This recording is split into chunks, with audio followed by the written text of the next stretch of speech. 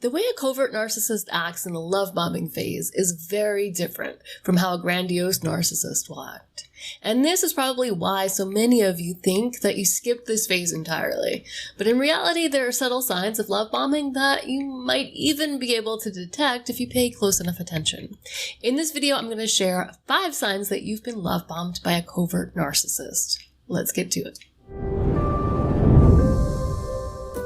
Welcome to the Common Ego community. On this channel, we talk about emotional abuse, self-development, and we even sometimes touch on spirituality, and we'll be getting back to that soon. Today, we're talking about the very subtle yet distinct way the covert narcissist behaves in the first phase of a relationship, the idealization or love bombing phase. If you're watching this video, you probably already know how dangerous the covert narcissist can be. This type of narcissist is often called a wolf in sheep's clothing because they can appear sheepish, especially early on. But make no mistake about it, this is a predatory personality. Throughout the relationship, and especially in the beginning, the covert narcissist preys on your empathy, and they use it against you. And because they appear harmless at first, you might feel defenseless against this type of narcissist, because it could be anyone, right? Fortunately, that's wrong. If you're paying attention, you can definitely spot the subtle signs of love bombing by a covert narcissist. I'm about to share 5 of these signs, and if you've been in a relationship with a covert narcissist, you're probably going to relate to them all. As we go through, let me know in the comments if you've ever experienced what I'm talking about. So let's start with the first subtle sign of love bombing by a covert narcissist. The first sign that you're being idealized by a covert narcissist is that you feel like you've met a diamond in the rough. The covert narcissist has a gripe with the world, essentially, but they're probably not going to share this right away. At first, you're going to hear a story about how close to success they are. They have all the great ideas or talent or looks to get where they want to go, but the world has kind of kept them down. Or maybe it was an ex who tricked them into going the marriage and family route when that's not what they wanted. Or it could have been a boss who didn't appreciate them. Maybe they haven't held a relationship for more than 4 months because, they just haven't found the right person. You can bet there's more to each story or excuse. But as they're telling you, you might feel like you know the obstacles that are in their way and that you can help. And unfortunately, this is the scene in the movie where you see the actor slowly sinking into the quicksand, and at this point, they don't even realize it. When they do realize it, they start flailing, and the more effort they put in, the deeper they fall. It's only when they stop the effort that they begin to rise back up to the surface. So if you notice someone is a project and just at the brink of success, but they can't quite get there without your help, this might be the idealization stage with a covert narcissist. The next subtle sign is a speedy connection. You feel that fast and instant connection with this person, and they'll share personal details with you very early on. You may have deep, meaningful conversations with them, and you might walk away wondering how you could have shared so much with someone you barely know. Now remember that the covert narcissist is more introverted, and they can definitely appear shy.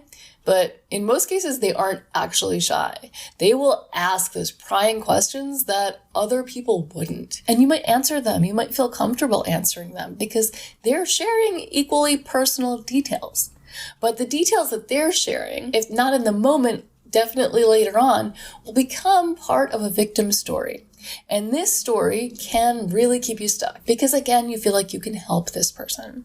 And now they're not always talking like they're the victim. Sometimes they will, but sometimes they appear much more humble.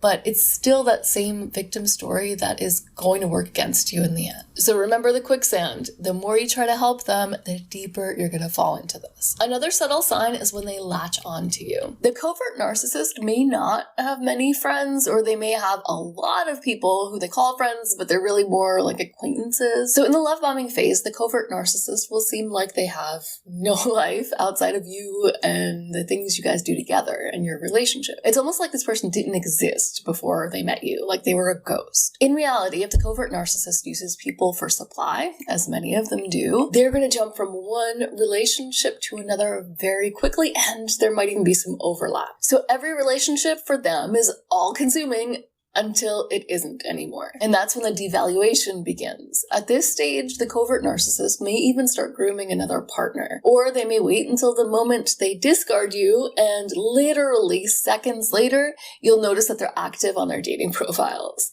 No exaggeration, seconds. So when you're in the love bombing phase, you're at the stage where this relationship is all-consuming. They're a lovable project and you're happy to help them in any way you can. You feel useful and they're eating up the attention. And there's another person, unfortunately, who's either being severely devalued or has just been discarded. That person failed the impossible mission of fixing the covert narcissist.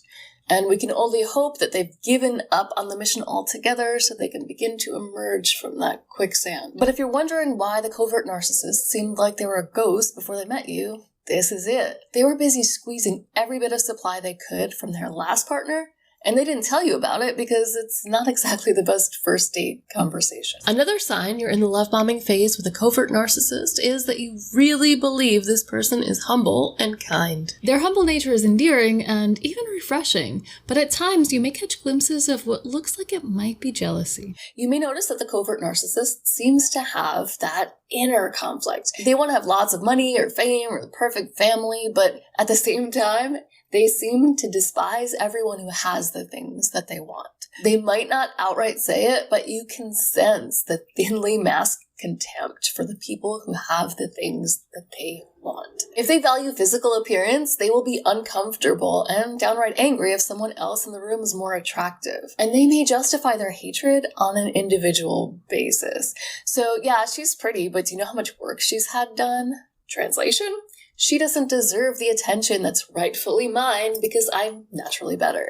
Another example. Yeah, that guy's rich, but he's got no talent. He just got lucky. Translation. I'm better and more deserving. I just haven't had my break yet. So in the early phases of a relationship and in this love bombing idealization phase with a covert narcissist, they may ask you to break the rules or to do favors for them that you really shouldn't be doing. They may be your best friend at first and ask you to bend the rules for them. If you do it, you'll get that feel-good feeling like you've done something good for someone else. And you'll also get the feeling like you guys are in something together. For this, you might expect that they'd be appreciative, but instead you'll notice later on that they're probably going to use this against you if they need ammunition or if they need to discredit you in the future. Be cautious of anyone who seems persistent about getting you to step outside of your boundaries or your comfort zone. The covert narcissist is also the type to convince someone to stray when they're in a committed relationship, and then use it as blackmail later. Fast forward to the point where you've been with a narcissist for a while and you have already been discarded. Now this is where that person might come back and convince you, the ex, to cheat with them when they're in a committed relationship. Now this may not have happened to you. You may not have been the person to cheat, but you may have been the person who was cheated on. It's very, very common with covert narcissists. And it works, unfortunately, because the ex is probably trauma bonded and feels like they need that connection with the narcissist. And after all is said and done, they completely put the moral obligation on the ex because they don't actually have morals. So how could it be on them? They're quick to remind that ex how awful they'll look if the news gets out, and so the ex becomes an accomplice. And the more the covert narcissist gets someone to break the rules or boundaries, the deeper that person will fall into that quicksand. So now I want to know your experience. Did you notice these subtle signs of love bombing or idealization in a covert narcissist partner? Are there any I missed? Let's talk about it in the comments. Maybe we can pull together enough for a part 2 so we can spread awareness and help all the good people from falling into that terrible quicksand. And speaking of that, don't forget to hit the like button now if you haven't already. That'll help YouTube know that this is a valuable message that more people should see. And if you want to know more about how the covert narcissist differs from the stereotypical grandiose narcissist, watch this video on myths that don't apply to the covert narcissist. I think it's important to recognize that this type of narcissist doesn't fit the stereotypical mold. And in this video, I share all the ways in which the covert narcissist may go undetected. And we don't really want that, do we? So I'll leave this video up and we can catch up next week.